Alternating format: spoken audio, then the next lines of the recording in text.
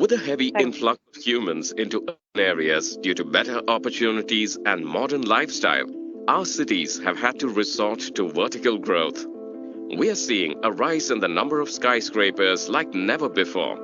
These high rises are built under the National Building Code guidelines with all structural and safety details in place so that the buildings can be safely occupied.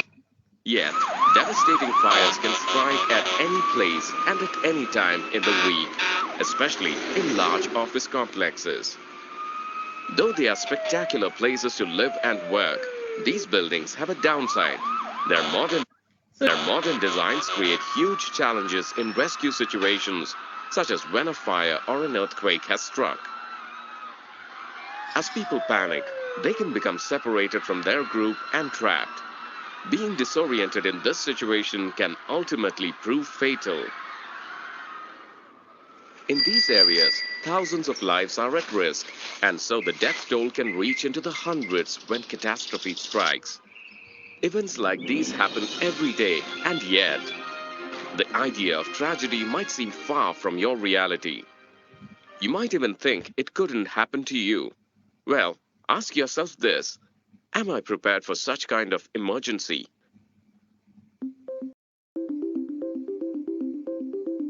This session will train you to be prepared for emergencies like fires and earthquakes. By the end of this session, you will be able to recognize safety equipment and signage, familiarize yourself with standard operating procedures.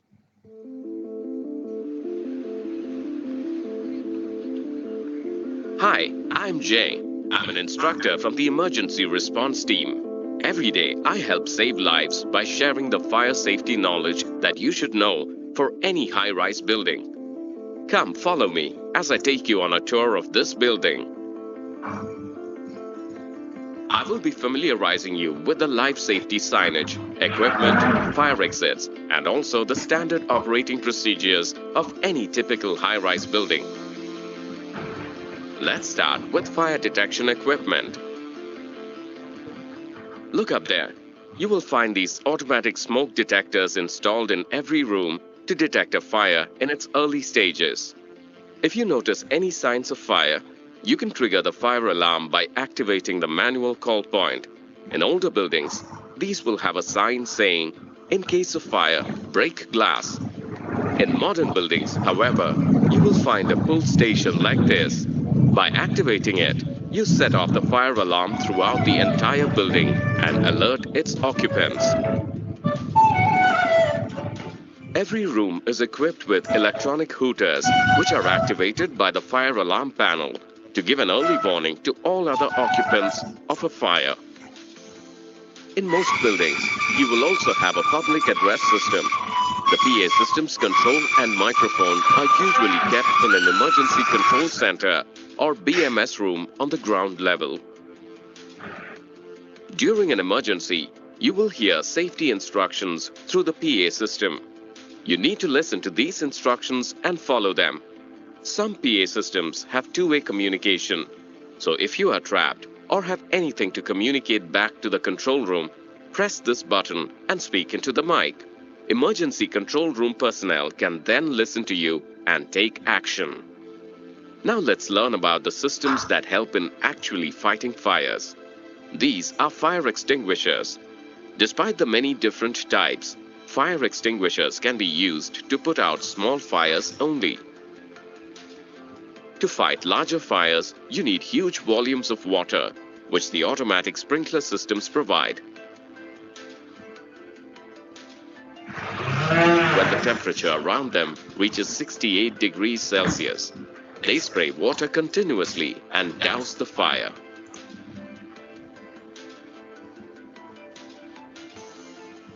These are hydrant outlets and hose cabinets.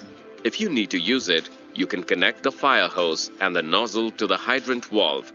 Jets of high-pressure water will come through when you open the valve. The pump operation is fully automatic, so if you open the hydrant valve on the 12th floor, the pump in the basement level will keep the water flowing, as the hydrant outlets are connected to automatic high-pressure pumps through a network of pumps. A first aid box is kept on every floor of a building to help those who are injured. Now let's look at signs to guide you to safety. Fire exit signs usually have emergency lighting because it is vitally important you know where they are. When moving into a new building, locate the fire exit nearest to you. And in case the primary exit is blocked, be aware of the second closest one. Generally, they are 15 to 21 meters apart. Be aware also of your nearest manual call points, your internal emergency contact number, and the safe assembly point. Fire exits are also refuge areas where the specially abled can take shelter and get assistance. If the alarm goes off, special aids will arrive and help any specially abled people evacuate with the help of evacuation chairs, foldable stretchers, and escape masks. In all office buildings, you will find photoluminescent escape route plans, which will guide you. Go through these and familiarize yourself with the escape route, fire exits, and safe assembly points. All evacuees should form an orderly group at the safe assembly point for a head count so that anyone unaccounted for can be identified immediately. In all workplaces, you will find emergency response team with well-trained lifeguards. They'll lead you during a crisis and you must follow their instructions. Any queries or concerns should be directed towards them. Most buildings also have a building management system or an emergency control center which is manned around the clock and equipped with the devices and gadgets required to handle crisis situations. These include the alarm panel, a microphone for the PA system, a megaphone in case there is no PA system, a fireman's axe, a searchlight, stretchers, and a first aid kit. Now that you are familiar with the fire detection equipment, automatic sprinkler systems, fire hydrant systems, signage, and fire exits, let's move on to the standard operating procedures.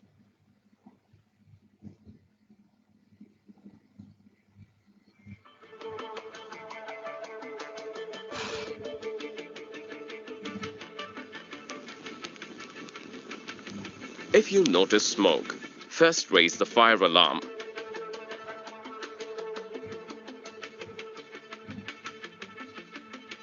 Then call the IEC number or the fire brigade.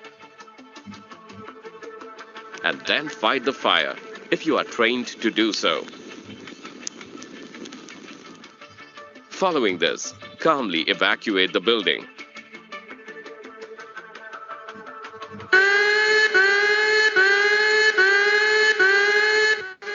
If you hear the fire alarm, don't panic. Simply stop what you're doing. Don't worry about your personal belongings. Your life is more important than them.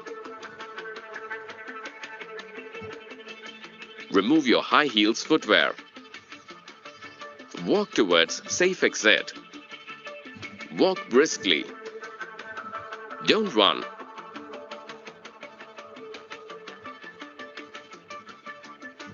Don't go to the terrace. Don't use the lifts. Use the nearest fire exit.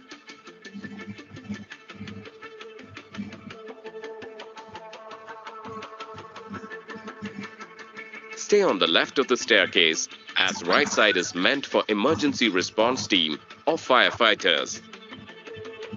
In most fire accidents, it's not the fire that kills, but the smoke. If you encounter thick smoke obstructing your escape path, do not proceed. These dangerous toxic gases can knock down a healthy adult in a few breaths. In such cases, try to find an escape mask as they are simple to use. Firstly, remove the mask from the case. Then, remove the rubber plug located in front of the filter. Next, remove the rubber plug on the inner side of the filter. Finally, pull the mask over your head and pull it downwards over your mouth and nose till it reaches your neck. Now breathe calmly and move towards the emergency exit.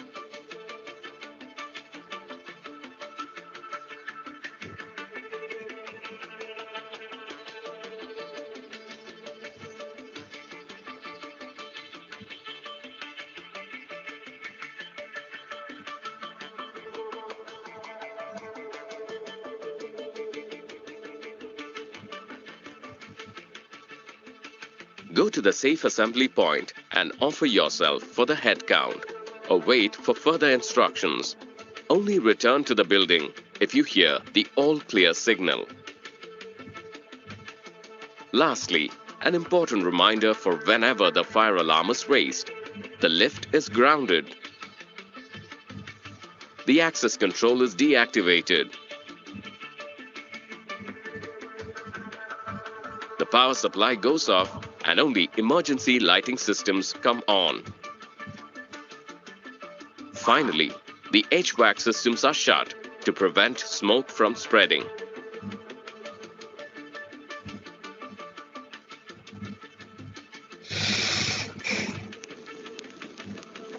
If you notice smoke, first raise the fire alarm.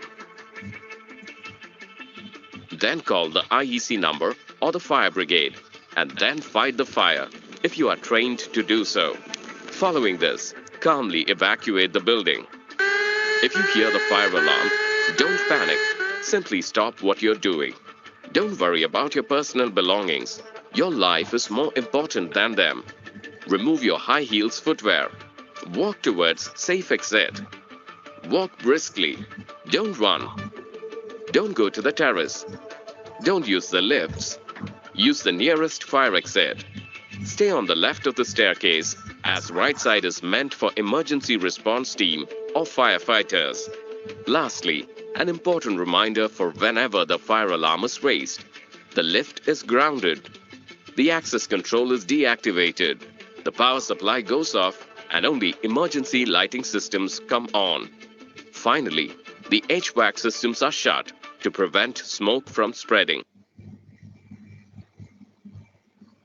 If you are specially abled, injured, or pregnant, kindly consult your building's health, safety, and environment officer or a security officer and prepare a personalized emergency evacuation plan. On hearing the alarm, move to the fire exits and wait near the area of rescue assistance where your special aides will assist you. If you're unable to get there, do not panic. Phone your special aides. They will quickly locate you and assist you. If you find yourself trapped and there is no way to escape through the building's fire exits, do not panic. Move to the unaffected side of the building and find a room that can be seen from the outside. Close all the doors and windows connected to the building and completely seal the gaps with a wet cloth to stop smoke entering the room. Open the windows for fresh air, but if smoke starts entering, then immediately close them. Do not break the window glass. Do not attempt to jump or climb down. Wave a flashlight or bright clothing at the window until you get the firefighters' attention.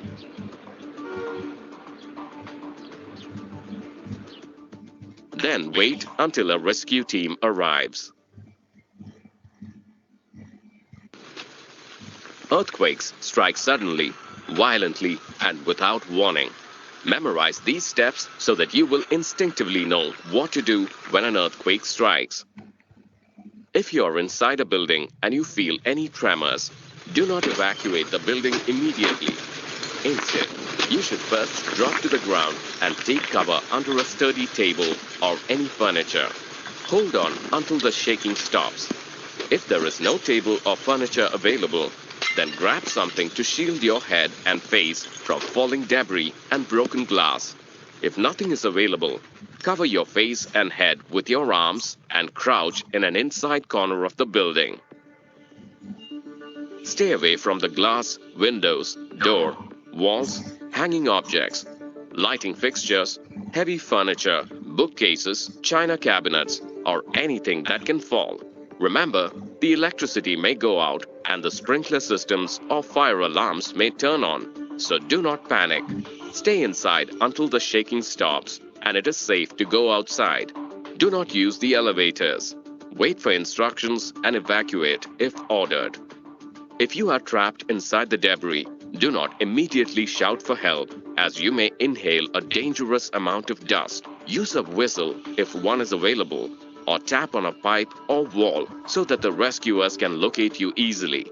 Do not move about frequently or kick up dust. Rather, cover your mouth with a handkerchief or a piece of clothing, preferably wet, to avoid inhaling dust. If it is dark, use a torch or flashlight if available.